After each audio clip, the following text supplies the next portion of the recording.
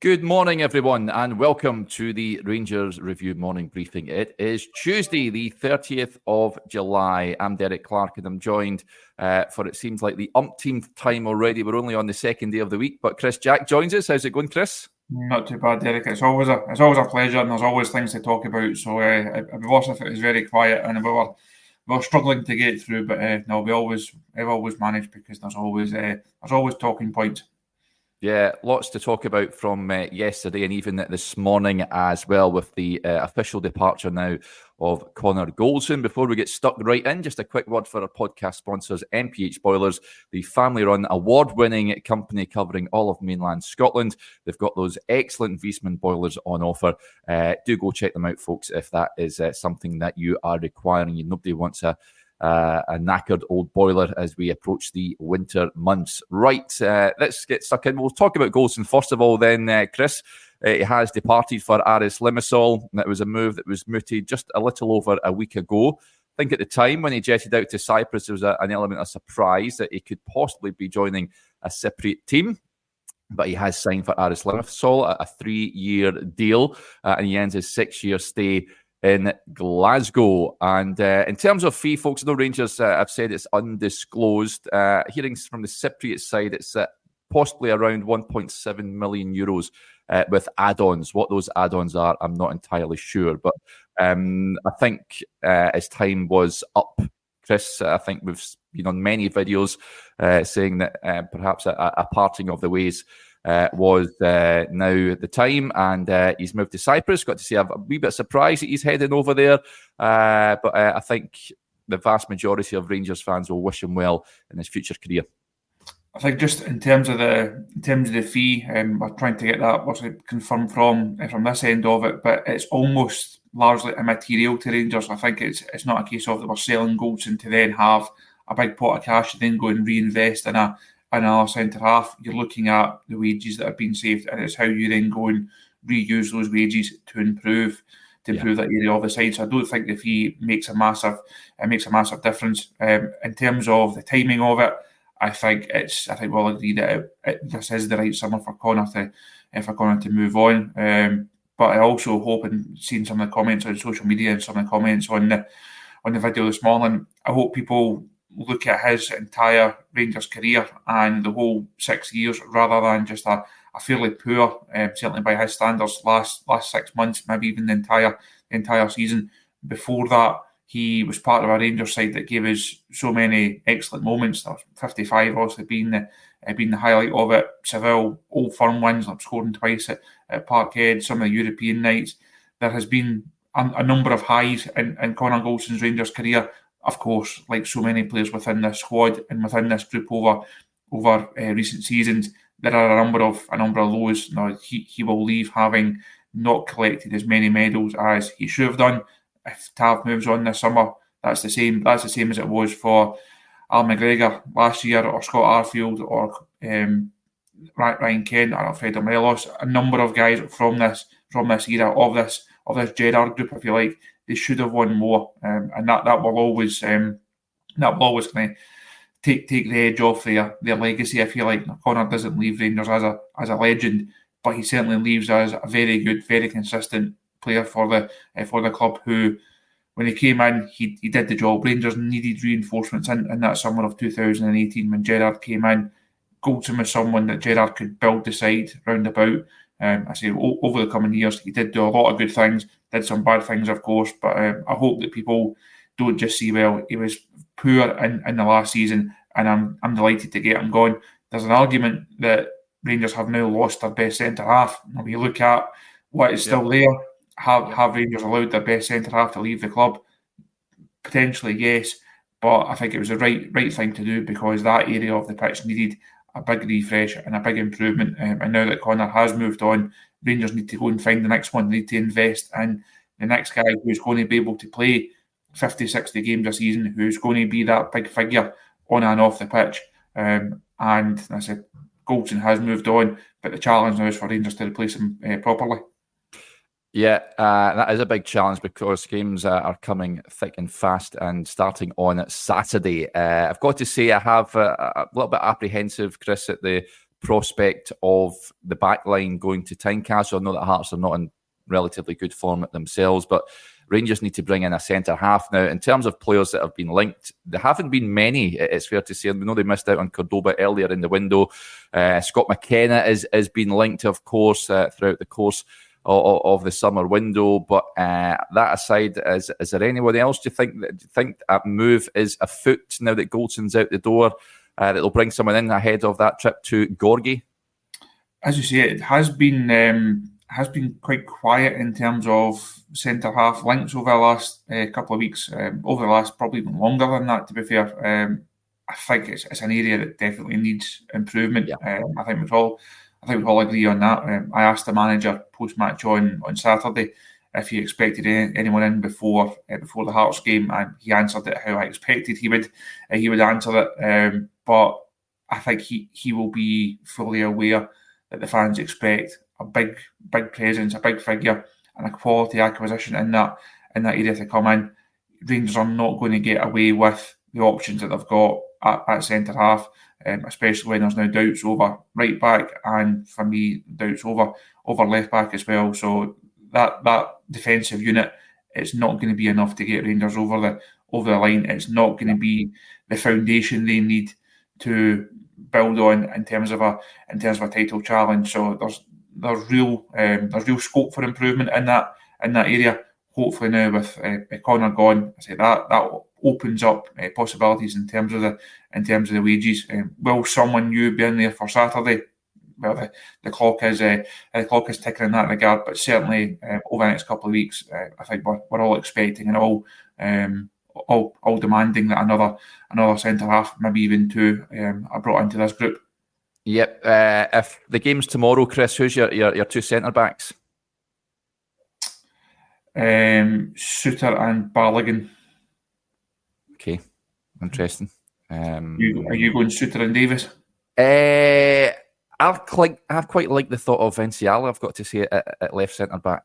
I would maybe go Balogun and Enciala, but Suter, yeah, I get the thinking behind that. I just want to see another centre back coming in and boosting that defence, which is, as you witnessed at first hand at the weekend, Chris, it is very much gettable at this moment in time. So, hopefully we see a bit of movement in the following days to come before Rangers head over the M8. Connor Goldson has departed, folks. That 3-year deal over to Aris Limassol.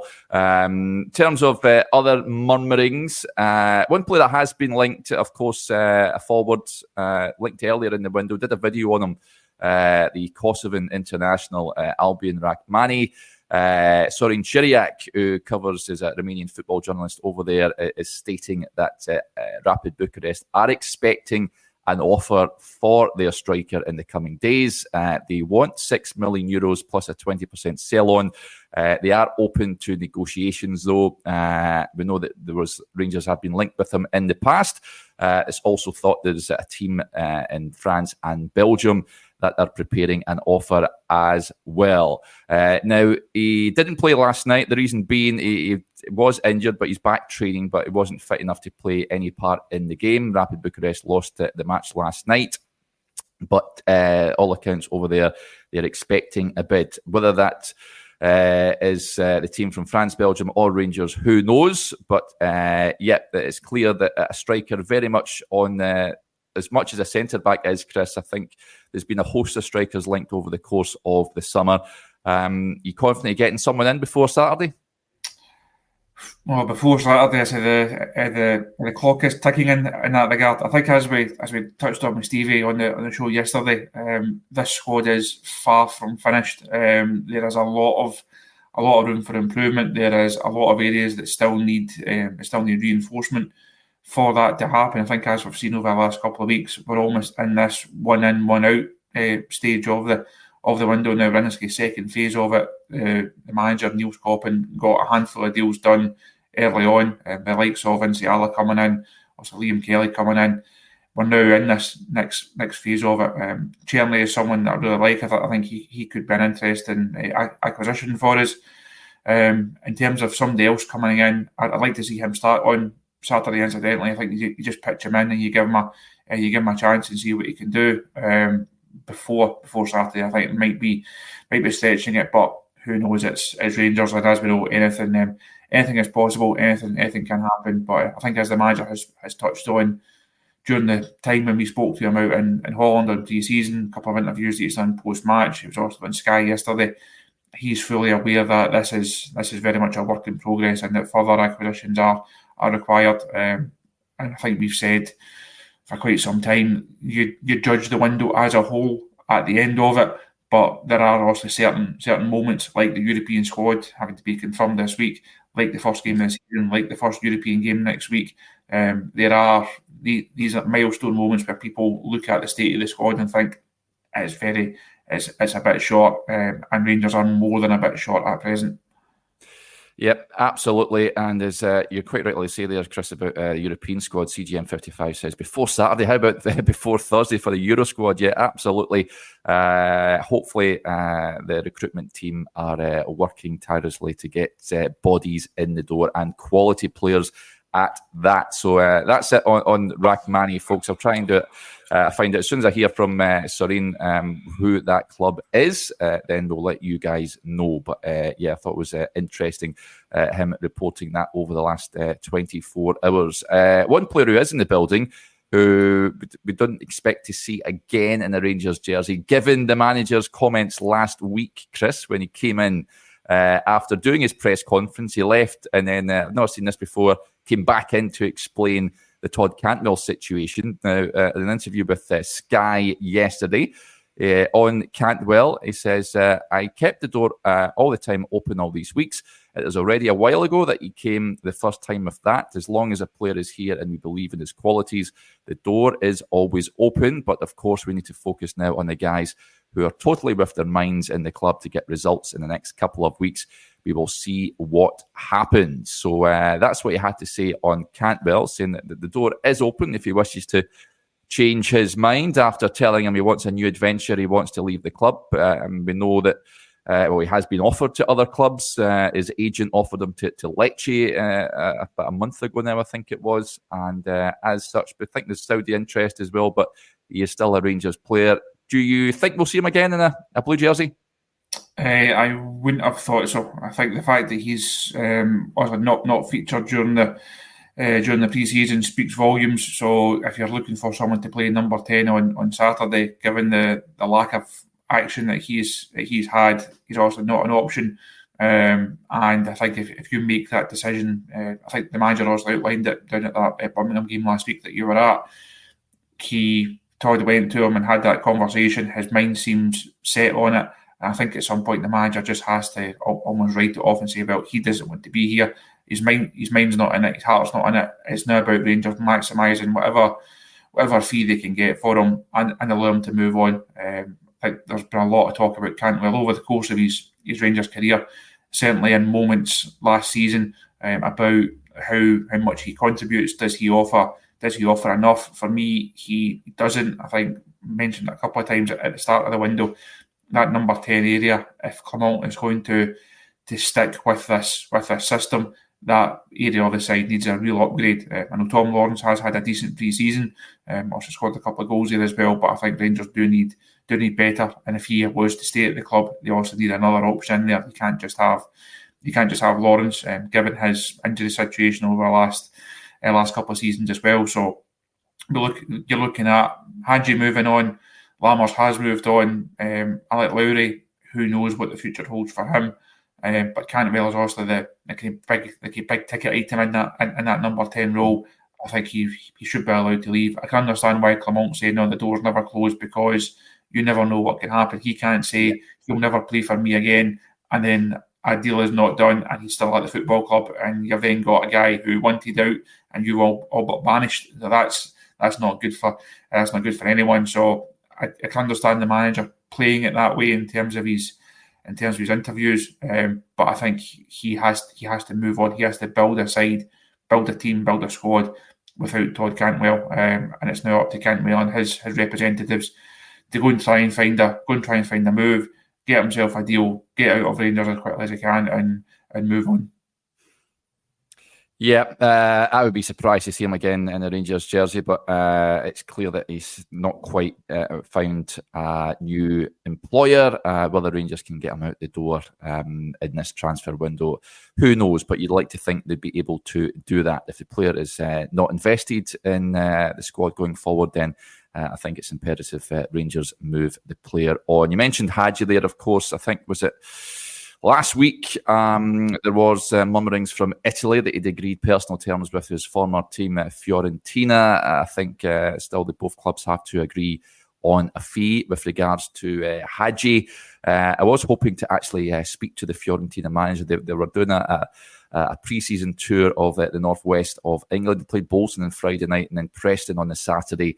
The round off with a trip to Hull City this evening, but unfortunately I was told that the manager will not be speaking, so unfortunately couldn't get an update on Hagi, but he's another one, Chris. I would be surprised if we see him again in a Rangers jersey. All the accounts, all the noise seems to suggest that he's moving out the door, and you'd like to think that it would bring in a bit of cash. The two of those, Cantwell and Hagi, how much realistically do you think Rangers should be bringing in for those two?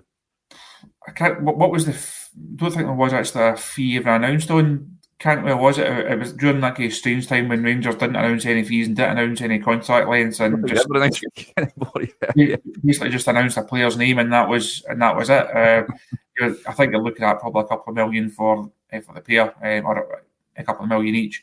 Again, I don't think the fee is of huge significance because both will be on decent money, and you then look at how can those wages be used better. But I think that the fee for those two is more important than the fee for Connor Goldson, like we spoke about at the start. So I think if you can get a couple of million each for them, you wish them well, you send them on their way, and you then back the manager and back Neil Coppin to go and try and find upgrades in there. Because I think it's an area of the pitch where Rangers do need upgrades, and hopefully, so now we're in this phase of the window. It seems, but it is a case of they have to sell someone before they can then go and reinvest, and before they can go and buy.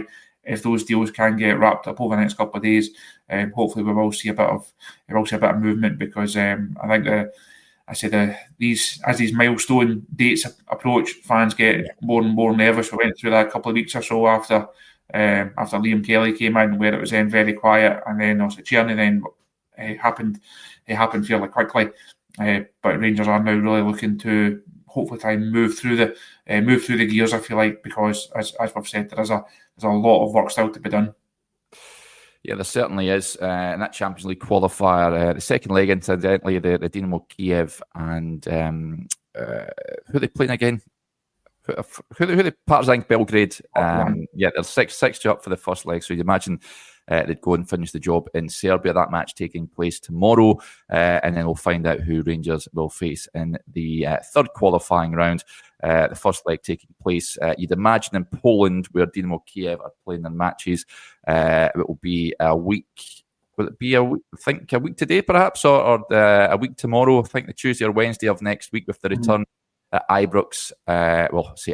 I wish at Hampden on the 30th of August, if I'm not mistaken. So huge matches coming up for Rangers, and let's hope there is some news of new arrivals. This I've seen this morning as well, Chris. I'm not too sure if you were on when we discussed this lad last week. James Skeen says, any news on Hannibal bid? All accounts, a few reputable sources suggesting that Rangers' interest is very much real in the Man United midfielder in the final year of his contract. And he's spent time on loan at Birmingham and Sevilla. Tough tackling midfielder, likes to get around the pitch. Wouldn't be opposed to seeing him pitching up at Ibrox, Chris. I think he's a decent player, Tunisian international, and it's one of those ones. Watch this space, I think, with regards to that. One of a number of players that have been interested, that have been linked with Rangers, but Rangers said to be keen on him. That Hampden Ibrox slip of the tongue is the first of many times we're going to make that mistake over the next few weeks. I've not made it in print yet. I'm amazed we've not made it more often on the on the show. So if it happens, people don't shout at us. It's just one of them. We're just that used to saying back at Ibrox and Ibrox factor and all the rest of it. Hopefully we can avoid it and not make it too often, but it will slip through the net on a couple of occasions, no doubt. In terms of Hannibal, I asked someone about him on Sunday night when I was travelling back, and didn't really get anywhere on it, so it's on my to-do list to chase up again today. I think he's interesting profile. He could be an interesting player. Obviously after the Jordan deal falling through, we spoke about Rangers needing another midfielder. So I think I've been really impressed by Diomande so far this season. He's the standout in terms of pre-season for me. I think Connor Barron has started his Rangers career really well, and that's been really encouraging to see. Also, the blow in terms of the midfield was Raskins picking up that injury against Ajax, being ruled out for several weeks. It's going to take him a couple of weeks to get back up to speed again. So you look at other options in there. Outside of those three, there's not a lot there. I think the Dowell we've spoken about in terms of probably allowed to move on if a deal can be done. You're then looking at the younger players like Cole McKinnon, probably not quite at it. Bailey Rice has only just come back into the squad. Again, it's going to take him time to try and establish himself. So out of all the areas that Rangers need reinforcements in, the middle of the pitch is not the most pressing one. I think that if you're going to prioritise who has to come in next, it's not a midfielder, but a midfielder does have to come in. Rangers need more strength and depth in that area. I think they need a different kind of midfielder as well. And I think Hannibal would be an interesting one. But I say, hopefully I'll get back on the case on that one today. And of course, if we get anything, it'll be on the site and be on our social media. Yeah, they need an enforcer in there, a Barry Ferguson type that will just dictate play and take no nonsense. Someone that can bully opponents in the big games is what I'm looking for. So yeah, hopefully Rangers can get a deal over the line for, if it's not Hannibal, for someone in that area of the pitch. Lots of comments coming in. Stephen says, Derek, just don't do a player profile on him unless he does sign. Yeah, don't worry about that, Stephen. We'll get Yaz back on. We had him on for the Man United preview a couple of weeks ago now. So if he does sign, we'll get him on. He was good value, so he'll give us a bit of an update on Hannibal if that move is to materialise. Other big news yesterday, Chris, of course, we were on doing a video. Very busy yesterday, of course, is the interview from John Bennett given to Rangers TV, where he discussed a number of things, a 22-minute long interview. You can read everything he's got to say, folks, over on the website, and the link is in the description below this video as well. So he discusses the move to Hampden, the situation with regards to the steel and being on 3 shipments. The first shipments arrived. They're still awaiting the 2 other shipments to arrive in Glasgow. It's an aspiration that they'll return to Ibrox by the end of September, but it could slip beyond that. And he said that season ticket holders would receive communication about where they will be sat in the Hampden. I think supporters have started receiving said communication about where they will be sitting at Hampden. He discussed the financial situation at Ibrox, Philip Clement as well, and lots of bits and pieces. The CEO search says that there will be news on that pretty soon. So I've seen a lot of the social media reaction, Chris, you've got to say, is probably more negative than anything else. I think a lot of fans saying it was a lot of talk, but not much sort of answers given to some of the concerns being raised, things like budget and all that sort of stuff.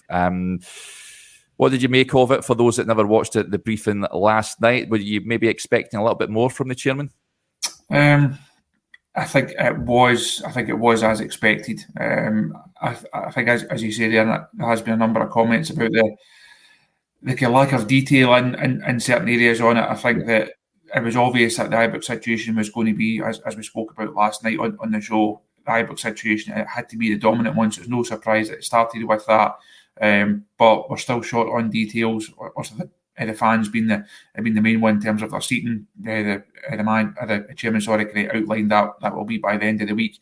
But there's still questions about the European campaign. Will Rangers be able to go back to Ibrox after the stadium is finished and pick up the European campaign, whether that be Champions League or Europa League, or will they be at Hampden for all of it? There's questions regarding the finances of it. What's this costing Rangers? Yeah. Does that then eat into the transfer budget? So I think that as usual with these things, when you only get 20 minutes and there only was half a dozen questions, 8 questions or so maybe, you're not going to get answers to every single thing, especially in that format. The club obviously agreeing that John knows exactly what he's going to be asked by the club before he sits down with them. So it's very structured, it's very scripted. The message that he wants to get out is obviously getting out. I don't think it was ever going to fully satisfy everyone, and I think that it almost sums up the mood of the fans right now. There has been this clamour for the chairman to speak. There has been this, when's he going to say something? When's he going to say something? I think he should have done it before now. Yeah. I think some of the statements that have been put out regarding Ibrox, I think they should have at least had a quote from the chairman rather than just a club statement. There should have been something from the chairman, and then the club have decided to play it this way. He made it clear a few weeks ago that there would be something round about the Union Berlin game. Interview was then done over the weekend over in Germany, and it's also been put out last night because he said that there would be an update by the end of the month. So as I said in a piece last night, he has met that deadline. Unfortunately, that's the only guarantee that he has been able to give over these last few weeks, because he can't give guarantees on Ibrox because he just doesn't know. He can't give guarantees on transfer business because transfers in relies on transfers out, and you can't give guarantees in that because there's so many moving parts. So I don't think the reaction to it, I think a widespread reaction to it, I don't think that will come as a shock to the club or to the chairman, because they would have been fully aware of the mood of the fans. They'll have seen it, they'll have heard it, they'll have lived it and breathed it over these last, not just couple of weeks, the last couple of months or so. So I don't think that would have been a big surprise to them. It's done. It's a box ticked. When he will speak again, who knows? Whether he chooses to do press interviews and wants to sit down with the likes of ourselves over the next few weeks, again, we'll ask the question and we'll try and do that. But I think it was a box ticking exercise, and it's a box that's been ticked.